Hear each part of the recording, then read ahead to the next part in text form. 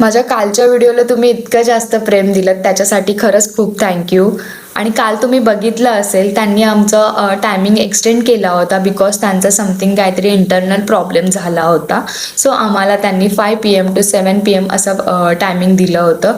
खरं सांगू तर इथे येण्यासाठी हाच टायमिंग परफेक्ट आहे बिकॉज इकडे सनसेट झाल्यानंतर खूप जास्त भारी वाटतं.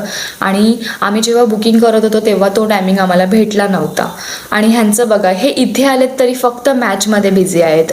असो, त्यानंतर आम्हाला जे जे फूड हवं आहे ते आम्ही ऑर्डर केलं होतं. आणि फूडचं विचारलं तर माझ्या मते जेवढं प्राईज आहे ना, खूप जास्त प्राईज आहे. त्याच्या हिशोबाने तेवढं छान फूड नाही आहे, ॲव्हरेज फूड आहे. त्यानंतर इकडे सनसेट झाला होता आणि मला खरंच घरी जायची पण इच्छा नव्हती बिकॉज हा व्ह्यू इतकं छान दिसत होतं. त्यानंतर आम्ही घरी जायला निघालो बिकॉज 7:30 होऊन गेले होते. आणि असा सुंदर आमचा आजचा दिवस संपला. चला, बाय बाय.